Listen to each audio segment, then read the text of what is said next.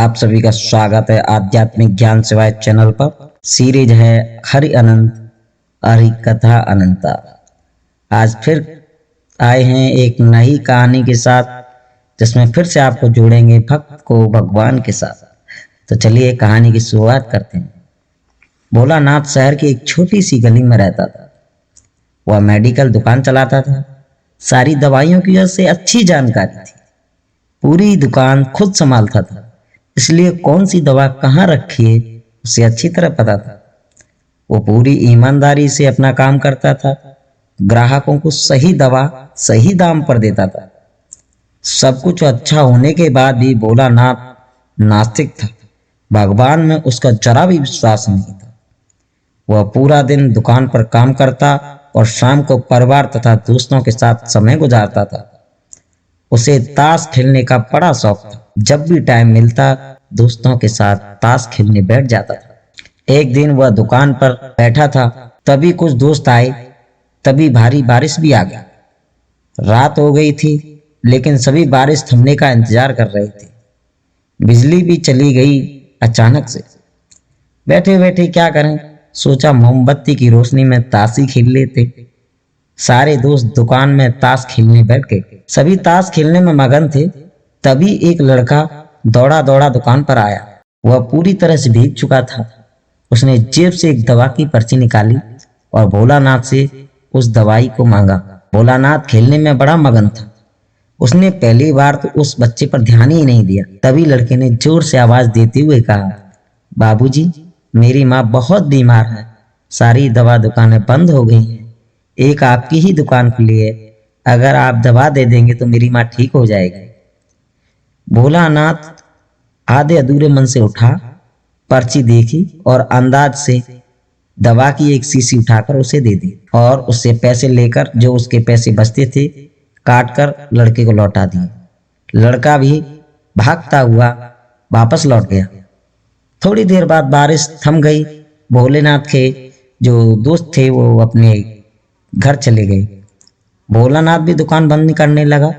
तभी उसे ध्यान आया कि रोशनी कम होने के कारण उसने गलती से लड़के को चूहे मारने वाली दवाई दे दी है। भोलानाथ के तो हाथ पैर फूल गए।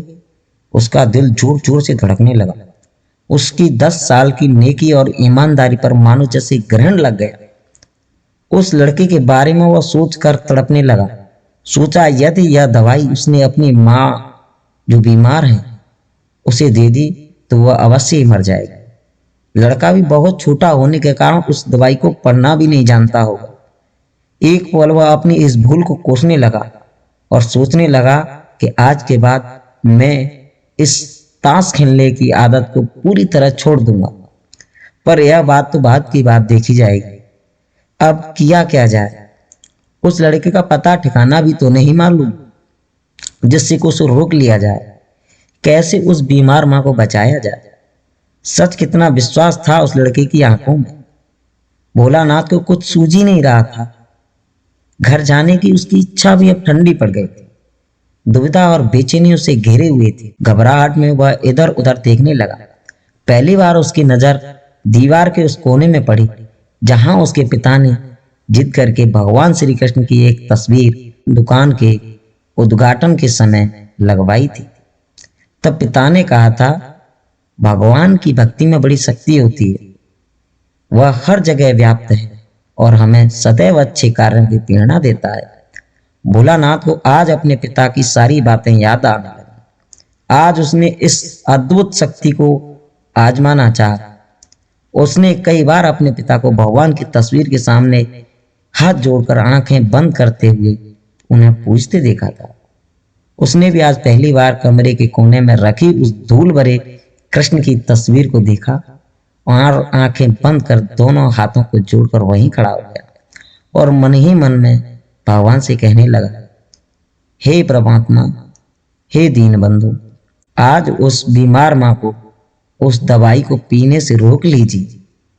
मैं आपका जीवन भर एहसान मानूंगा। हे परमात्मा, कैसे भी आज वह शीशी उस बीमार मां को पीने से रोक लीजिए।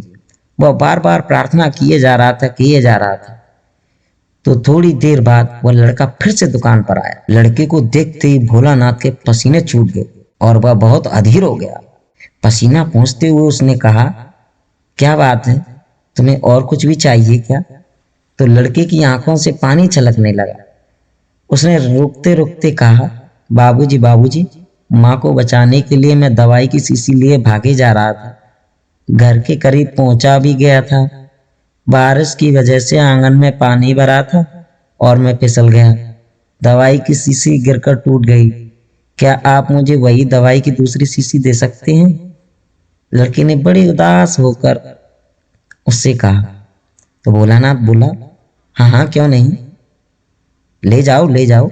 भोलानाथ ने राहत की सांस लेते हुए कहा, ये लो भाई दवाई। उस लड़के ने दवाई की शीशी लेते हुए कहा, पर बाबूजी मेरे पास अब पैसे नहीं। उस लड़के ने बड़े हिचकिचाते हुए कहा। तो भोलानाथ को उस पर दया आई। कोई बात नहीं, तुम यह दवाई ले जाओ और अपनी माँ को बचाओ। जल्दी जाओ, जल्दी करो, और हाँ, अब की बार जरा संभल के जाना। लड़का अच्छा बाबूजी बोलता हुआ खुशी से वापस लौट गया। अब भोलानाथ की जान में जान आई। भगवान को धन्यवाद देता हुआ अपने हाथों से उस धूल भरी तस्वीर को पोंछते हुए अपनी धोती से और अपने सीने से लगाते जा रहा था। आज भगवान श्री कृष्ण की मूर्ति ने उसे नास्तिक से अपना आस्तिक बना लिया था। तो कहानी आज यहीं पर खत्म होती है। फिर मिलेंगे एक नई कहानी के साथ हरि अनंत हरि कथा अनंता सीरीज में। तब तक के लिए जय सीताराम, जय श्री राधे कृष्ण। और हाँ, कहानी अगर पसंद आई हो तो सब्सक्राइब करते ही जाना please. Thank you. Radhe Radhe.